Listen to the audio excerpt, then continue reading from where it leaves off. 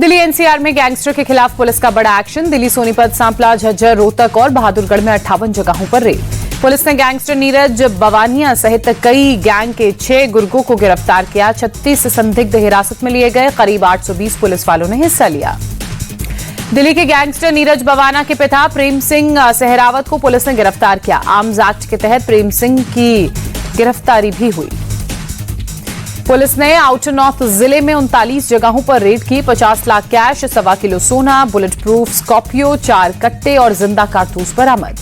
गुरुग्राम के सेक्टर 45 में एक प्रॉपर्टी मार्केटिंग कंपनी के ऑफिस पर फायरिंग। 5 हथियारबंद बदमाशों ने 30 राउंड से ज्यादा गोलियां दागी। गोलीबारी के बाद मौके से फरार सभी बदमाश। किसी के हालांकि हताहत होने की खबर नहीं। गैंगस्टर दीपक नंदल ने ली फायरिंग की जिम्मेदारी। यूपी के मेरठ में 2 समुदायों के बीच जमकर फायरिंग। लोहिया नगर में दोनों पक्षों में मामूली बात को लेकर पहले मारपीट हुई, फिर गोलियां चली। पुलिस ने दोनों पक्षों को थाने में बैठाकर सुलह कराई। रात में एक पक्ष ने दूसरे पक्ष पर फायरिंग की। मारपीट का वीडियो वायरल हुआ। पुलिस मामले की जांच में जुटी।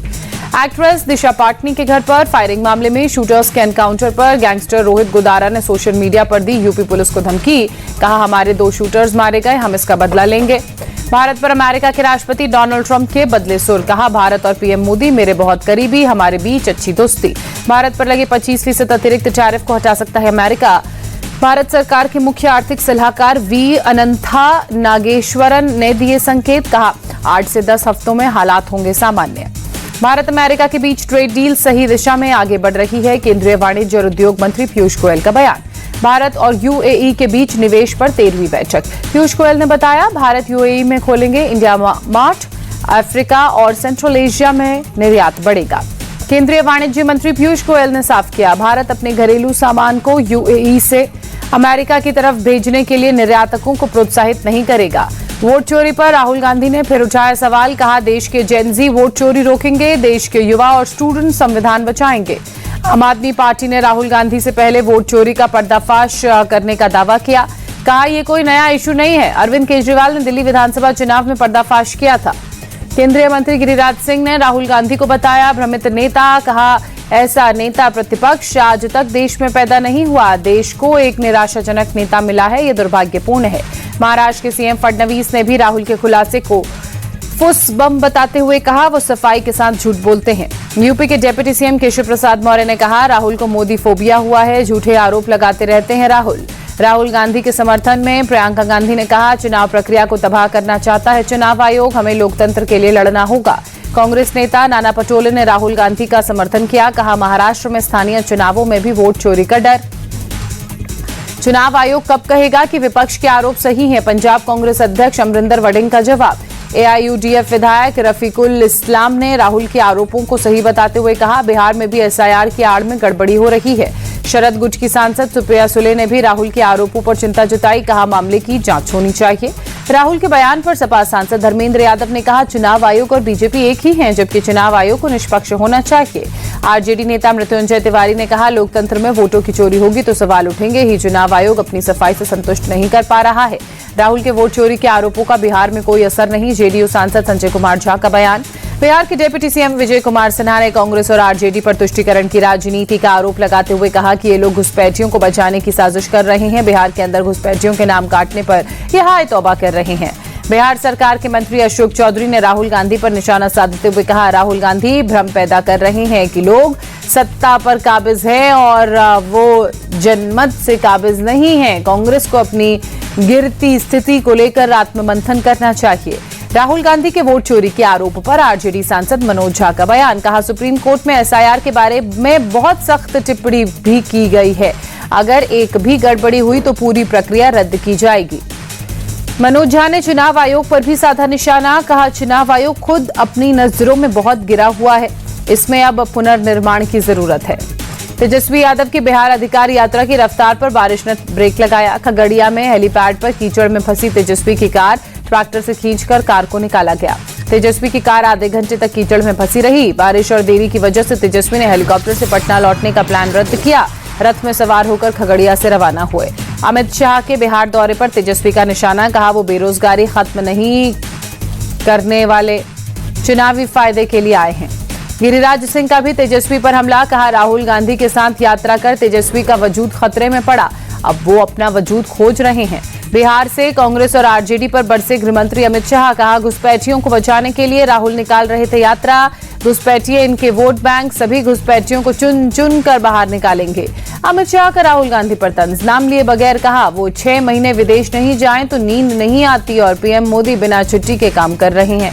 रोहतास के बाद बेगूसराय में गरजे अमित शाह। कहा, कांग्रेस वालों ने पाकिस्तान की आदत बिगाड़ी, जब ये नहीं सुधरे तो हमने ऑपरेशन सिंदूर करके चिथड़े उखाड़ दिए। प्रशांत किशोर ने भी अमित शाह पर हमला बोला। बिहार की जनता ने सबको जमीन पर ला दिया। अमित शाह बताएंगे कि पलायन कब रुकेगा। प्रशांत किशोर ने उद्योग को लेकर अमित शाह के दौरे पर निशाना साधा। कहा, गृहमंत्री बताएं बिहार में कारखाने कब लगेंगे। सिर्फ ये कहकर कि गुजरात में कारखाने लग रहे हैं, बिहार में वोट नहीं जीत सकते। आरजेडी प्रवक्ता मृत्युंजय तिवारी ने कहा, सभी 243 सीटों पर हमारी मजबूत तैयारी है। आरजेडी बिहार में सबसे बड़ी ताकत। दिल्ली 2020 दंगा मामले में आज सुप्रीम कोर्ट में सुनवाई। शर्जील इमाम, उमर खालिद और गुलफिशा फातिमा सहित 5 आरोपियों की जमानत याचिका पर सुनवाई होगी। दिल्ली के बीएमडब्ल्यू केस पर आज सुनवाई होगी। पटियाला हाउस कोर्ट ने जांच अधिकारी को शामिल होने के लिए कहा। घटना से जुड़े सीसीटीवी सुरक्षित रखने के आदेश। दिल्ली के फतेहपुर बेरी में पुलिस पर हमले के मामले में पहली गिरफ्तारी। आजम के छोटे भाई की पत्नी शकीला गिरफ्तार। पुलिस की गिरफ्त में आजम को छुड़ाने का आरोप। दिल्ली यूनिवर्सिटी छात्र संघ चुनाव का आज नतीजा आएगा। एबीवीपी, एनएसयूआई और लेफ्ट में कांटे की टक्कर। रांची राजभवन में ऑपरेशन सिंदूर पर संवाद। सीडीएस अनिल चौहान ने कहा, जानबूझकर रात में ऑपरेशन को अंजाम दिया गया जिससे कम से कम नागरिकों को नुकसान हो। सीडीएस अनिल चौहान ने कहा, फौज एकमात्र जगह जहां कोई नेपोटिज्म नहीं, जहां आपको आपके काम के लिए ही पहचान मिलती है।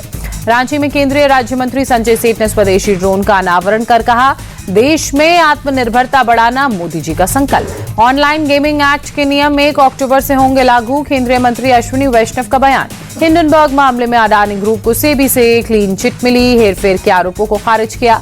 सेबी से क्लीन चिट मिलने पर गौतम अडानी ने बोला, हमने हमेशा कहा हिंडनबर्ग का दावा निराधार है, सत्यमेव जयते। सपा नेता और पूर्व मंत्री आजम खान को बड़ी राहत। अवैध कब्जे के मामले में इलाहाबाद हाईकोर्ट से जमानत, अब जेल से बाहर आने का रास्ता साफ। मालेगांव ब्लास्ट मामले में बरी सभी 7 आरोपियों और एनआईए की बॉम्बे हाईकोर्ट का नोटिस। पीड़ित परिवारों की अपील पर 6 हफ्तों में जवाब मांगा। भगौड़े ललित मोदी का भाई समीर मोदी गिरफ्तार। दिल्ली एयरपोर्ट से पुलिस ने उसे पकड़ा। रेप केस में गिरफ्तारी कोर्ट में किया गया पेश। सीएम मोहन यादव ने हादसे के बाद अपना सीधी दौरा रद्द किया। सीएम ने मृतकों के परिजनों के लिए संवेदना व्यक्त की। घायलों के उचित इलाज के लिए जिला प्रशासन को निर्देश। मेरठ के सलावा गांव में मामूली बात पर सांप्रदायिक तनाव के बाद प्रशासन का एक्शन। फरार आरोपियों के अवैध निर्माण पर बुलडोजर एक्शन। पुलिस के मुताबिक मंगलवार को नाले के किनारे मछली पकड़ने 2 समुदायों के बीच हिंसक झड़प, 9 लोग घायल। पुलिस ने 8 को किया गिरफ्तार। पंजाब के अमृतसर में पाकिस्तान समर्थित ड्रग्स नेटवर्क का भंडाफोड़। पुलिस ने 9 किलो ड्रग्स के साथ 6 तस्करों को पकड़ा। पकड़े गए तस्करों में एक टीचर सहित 2 महिलाएं शामिल। आईएसआईएस आतंकी मामले में दिल्ली पुलिस ने झारखंड में रेड की। आतंकी दानिश के ठिकानों से पोटेशियम नाइट्रेट बरामद हुआ। यूपी के इटावा में पुलिस की गुंडागर्दी। जिला अस्पताल के इमरजेंसी में तैनात डॉक्टर को जबरन ले गए।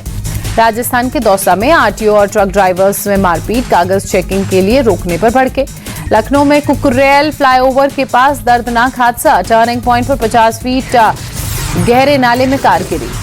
अमृतसर में डॉक्टर को गोली मारने की घटना में पंजाब पुलिस को कामयाबी। 2 पिस्टल के साथ क्रिमिनल अरेस्ट।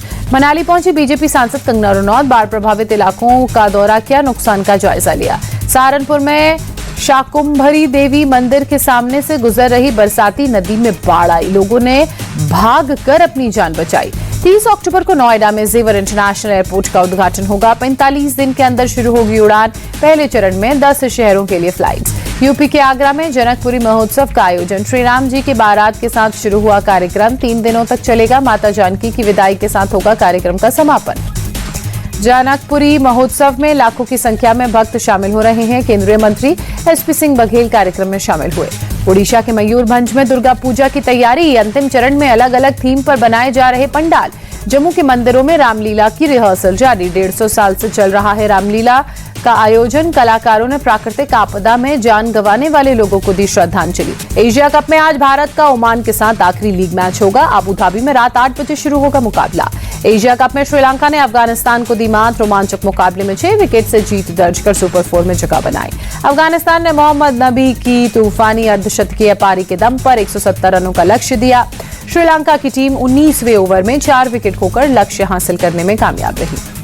पहलवान अंतिम पंघाल ने महिला विश्व चैंपियनशिप में ब्रॉन्ज मेडल पर कब्जा किया। स्वीडन के लेस्टर को पटखनी दी। वर्ल्ड चैंपियनशिप के फाइनल में जैवलिन थ्रो और नीरज चोपड़ा का निराशाजनक प्रदर्शन। 5वें थ्रो में फाउल होने के बाद 8वें स्थान पर रहे।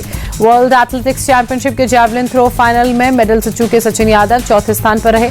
सचिन यादव ने नीरज चोपड़ा से दूर भाला फेंका।